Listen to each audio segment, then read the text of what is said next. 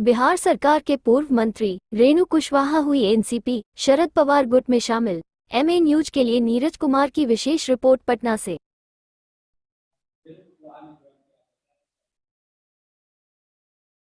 बिहार के पूर्व मंत्री आदरणीय रेणु कुशवाहा जी ने राष्ट्रवादी कांग्रेस पार्टी शरद चंद्र पवार के राष्ट्रीय कार्यकारी अध्यक्ष आदरणीय सुप्रिया सुले ताई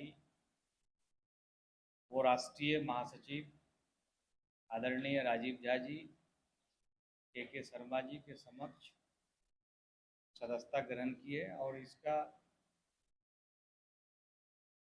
जो विधिवत ज्वाइनिंग होनी चाहिए वो आज से 4-5 दिन पूर्व हो गई थी, जिसको लेकर के मुझे आज निर्देश प्राप्त हुआ कि इसकी घोषणा बिहार प्रदेश में करें। तो इसी संबंध में मैं ये जानकारी आप लोगों से साझा कर रहा हूँ।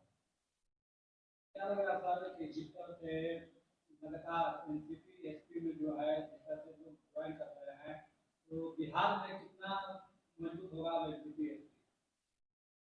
देखिए, आदरणीय शरद पवार साहब के मानने वाले पूरे देश में अपने जो गत लोकसभा चुनाव 2024 का रिजल्ट भी देखा है, उससे स्पष्ट हो गया है कि राष्ट्रवादी कांग्रेस पार्टी के एक ही नेता थे और हैं, वो आदरणीय शरद चंद्र पवार साहब हैं।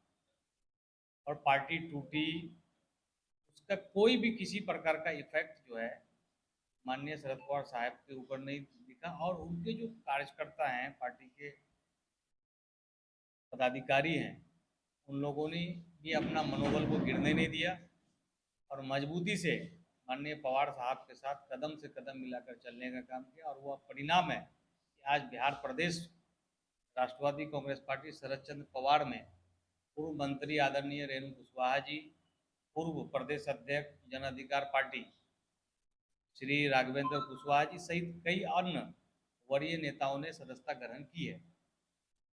साथ ही साथ आज राष्ट्रवादी कांग्रेस पार्टी शरद चंद्र पवार बिहार प्रदेश की एक दिवसीय सांगठनिक बैठक भी थी, जिसमें माननीय राष्ट्रीय महासचिव आदरणीय राजीव झा जी मुख्य अतिथि के रूप में शामिल हुए थे।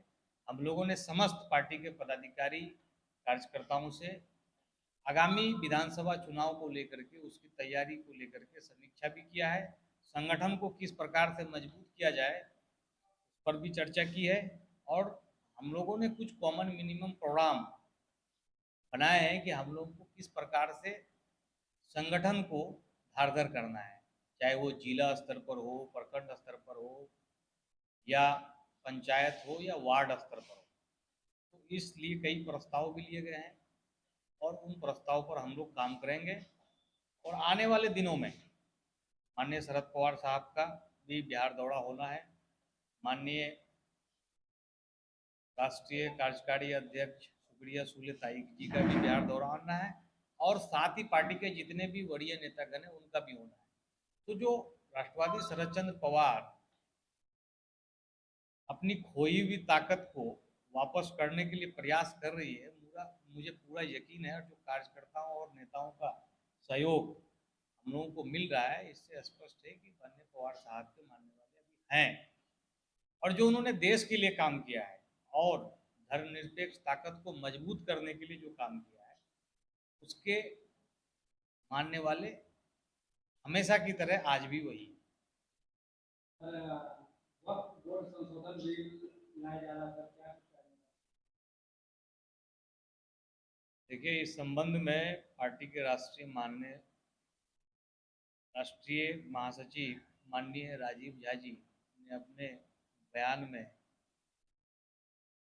स्पष्ट किया है, कहा है। और जो पार्टी का स्टैंड है और इंडिया ब्लॉक का स्टैंड है, वो हमारा स्टैंड है। और आपको मालूम है कि देश में किस प्रकार की शासन व्यवस्था इस वक्त है और कौन सी सरकार स्थापित है। जो जनता के हित में काम ना करके जनता को नोचने का काम करे, तो ऐसी सरकार इसी प्रकार के बिल को ला करके जनता को परेशान करने का प्रयास करती है।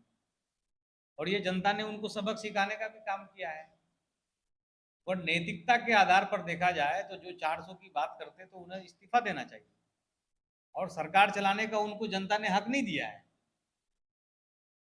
लेकिन आपको मालूम है कि ये सत्ता के कितने लोभी लोग हैं, तो आम जनमानस की समस्या से इनको क्या मतलब है। ये अपनी चीज़ों को जनता पर थोपने का प्रयास कर रहे हैं। और हाल के दिनों में आपने देखा होगा, मुझे नहीं बात करनी चाहिए, लेकिन इंटरनेशनल मामले हमारे पड़ोसी मुल्क में क्या हुआ है आपने देखा है। तो कहीं ना कहीं बहुत सारी चीज़ों को हम लोगों को देखने की ज़रूरत है और गंभीरतापूर्वक लेने की ज़रूरत है। जनता जो है वो सर्वोपरि है,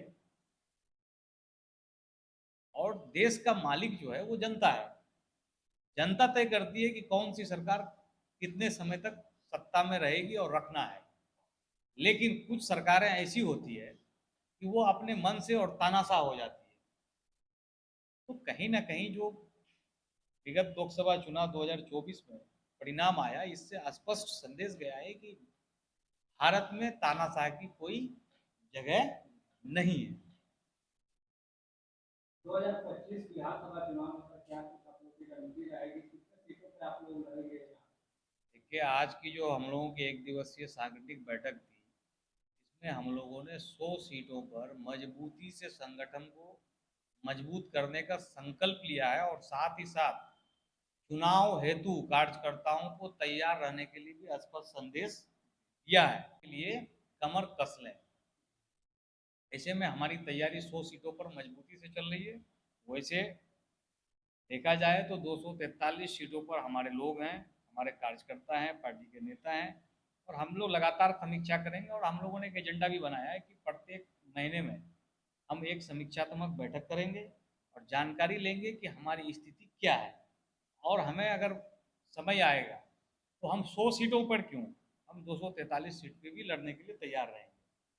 गठबंधन से लड़ेंगे या फिर अलग लड़ेंगे? देखिए, गठबंधन की तो बात की बात है, लेकिन इस वक्त हम अपनी पार्टी की बात कर रहे हैं। समय आएगा, क्या परिस्थिति आएगी, अगर धर्मनिरपेक्ष ताकत को मजबूत करने की बात आएगी तो निश्चित रूप से अगर सम्मानजनक समझौता होता है तो हम करेंगे। लेकिन उस बात पे अभी कोई हम चर्चा करने के लिए तैयार नहीं है, ना हम अभी चर्चा चाहते हैं। जब समय आएगा बात होगी, लेकिन उससे पहले हम संगठन को मजबूत करना चाहते हैं। जो हमारे पार्टी के नेता वर्कर मेहनत करना चाहते हैं, वर्षों से लड़ रहे हैं, उनकी भी चुनाव लड़ने की हार्दिक इच्छा होती है। कहीं ना कहीं उन चीज़ों को भी ध्यान रखा जाता है संगठन में, तो इस दिशा में हम लोग काम कर रहे हैं। एक आखिरी सवाल होगा, आम आदमी पार्टी मुंबई में जो है अकेले चुनाव लड़ने की बात। ठीक है, सारी पार्टियां स्वतंत्र है, और ये राज्य स्तर के चुनाव हैं। अगर उनको लगता है कि उनकी उपस्थिति वहाँ मजबूत है तो निश्चित रूप से वो एक पॉलिटिकल पार्टी है, रजिस्टर्ड पार्टी है, वो अपना निर्णय ले सकती है, वो स्वतंत्र है, वो जनता के बीच में जाएगी। जनता किस हद तक उसको सपोर्ट करती है, अपना समर्थन देती है, ये तो आने वाला समय बताएगा। लेकिन चुनाव लड़ना और चुनाव से परिणाम निकाल के लाना, ये दोनों अलग अलग बातें हैं। इसलिए चुनाव लड़ने के लिए सारे लोग स्वतंत्र हैं, वो जाएं वहाँ चुनाव लड़ें, हमारी भी शुभकामनाएं हैं। लेकिन परिणाम क्या आता है वो मैटर करता है।